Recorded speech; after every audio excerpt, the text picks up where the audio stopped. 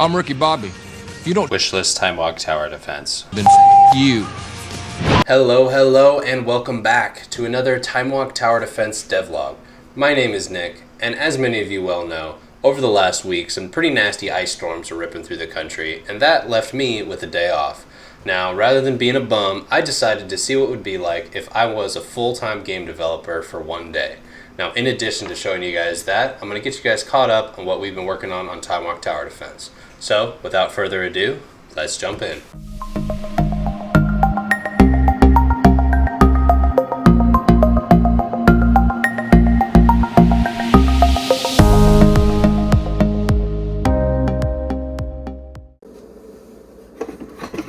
Alright guys, it is 8 a.m. I'm starting off the day right with a little bit of coffee, and it is the perfect time to introduce the newest member of the Maximus Games team, Ollie. He's a rescue Aussie doodle, and he's been great. We've had him about a week, and he's adjusting just fine to the high-paced life of a pilot/indie developer.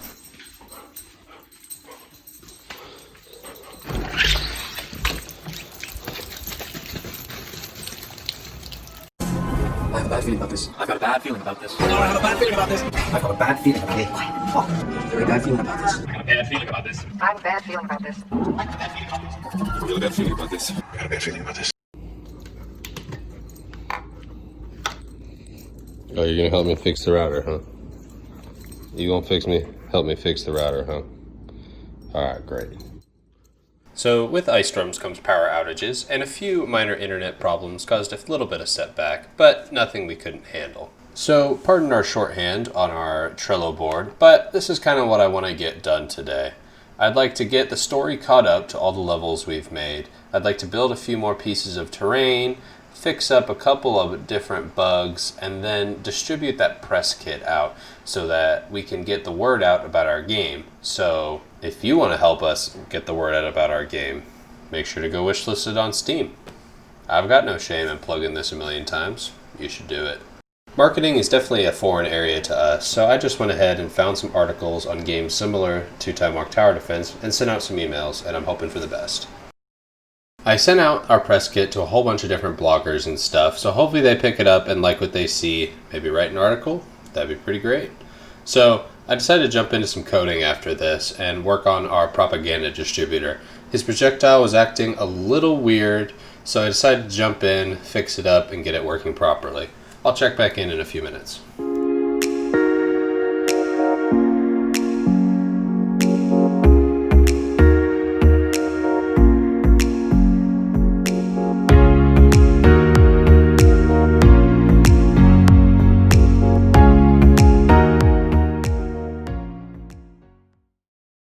Unfortunately, in the process of trying to fix the propaganda distributor, the volcano decided to break.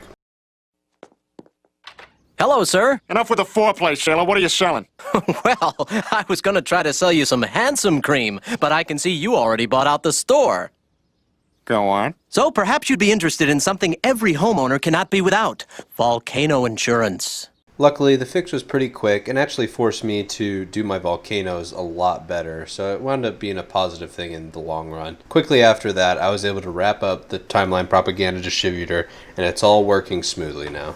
With a solid morning of work under my belt, I decided it was a good time to take a little break for lunch. This makes this a great time to check out what I've been working on Timewalk Tower Defense. So first things first, I put in some new UI to the game. I added an enemies remaining counter and a indicator to show what wave you're on. This way you get a little less confused on the longer waves, so they're multi-lane levels when you know how many enemies are left, and you know how to spend your gold based on what wave you're on. It's a feature we've been meaning to put in for a while, but we finally got around to doing it. I can see! I can fight! Next, we wanted to make the upgraded railgun feel a little bit more satisfying to watch in the lane. As you know, the upgraded railgun has an overkill effect where it saves whatever damage it didn't need to kill the previous enemy. So we put a little text bar over it so you can watch it build up during the wave and you see just how big its next hit is going to be. What does the scouter say about his power level? It's over 9,000! What, 9,000? So one of our biggest troublemakers over the last few weeks was the Velocitic-Toctor. So the Velocitic-Toctor latches onto the player and goes for a ride. So the player can either run him forward to maybe clump him up for more AoE, maybe run him backwards to get him farther back in the lane. But either way, he's been kind of a headache. So first things first, we had to make it so that he would go to the right waypoint when he would hop off.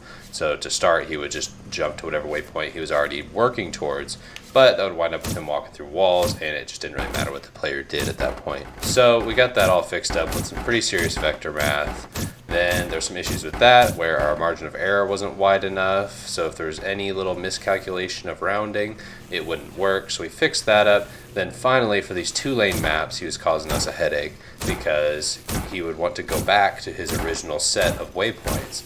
So after some more pretty intense vector math and positional analysis of the little character, we finally got it working well. Timmy, what is it? It's a velociraptor. It's inside.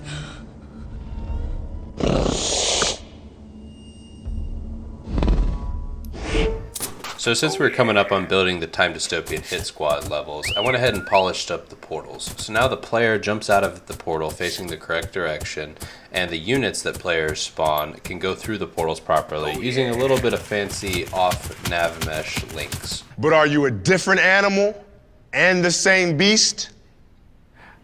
What the f does that mean, Kobe Bryant? These nav mesh links basically just allow your navigation agents to move between points that they normally wouldn't be able to move to because their meshes are disconnected. Here's a video if you want to learn more about it.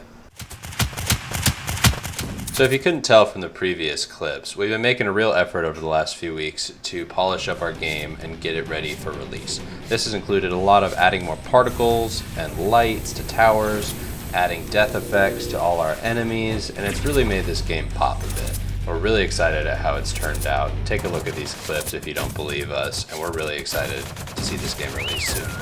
And as you know, you can find it on Steam. Wishlist it today. You really should. It's a good idea. Do it.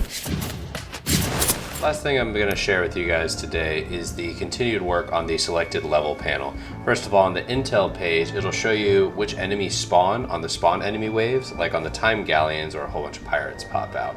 Now also, I went ahead and added some icons to each of the enemies so you can see at a glance what you need to be worried about, like the blue wing for the flyers. A green arrow means it's an enemy that you can do something positive, and a down arrow means something that is negative or something you need to take care of immediately, and the orange dot just shows that it has an ability to be mindful of. Then I also went ahead and implemented an easy, medium, hard mode that will then affect how much gold you get from the level, a feature that's coming in soon. My lord, you are perfect. In addition to all that other stuff, we've been cranking out levels like crazy trying to get this game done, as I'm sure you saw in those clips.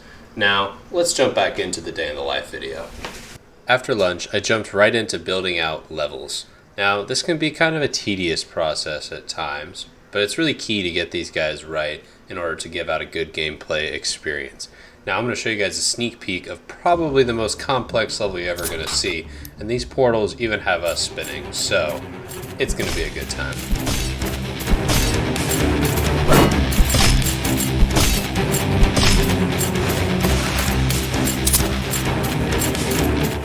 With those two levels built out, I remembered that I needed to go test out level 3-6. Now, it's a boss level, so I'm not going to show you guys it, but trust me when I tell you, it's pretty sweet, and it was really, really fun to play. The crocodile's death particles were sideways, so I decided to fix that up real quick before I called it a night.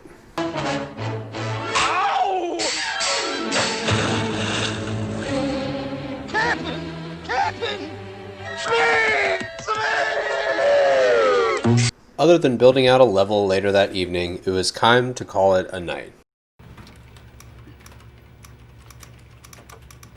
Hey everybody, it's closing time. You don't gotta go home, but you can't stay here.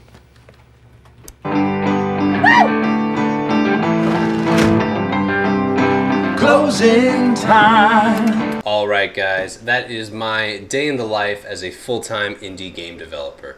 It was super fun. I got a ton done on Timewalk Tower Defense, and it makes me really excited to maybe sometime do that full-time. Now, if you guys enjoyed the video, make sure to like, comment, subscribe, hit the bell. I'm sure there's something else now that I'm missing, so go do all that. And all jokes aside, I really appreciate it if you guys go wishlist Timewalk Tower Defense on Steam. It really helps us out. So once again, thanks for watching, and as always, game on.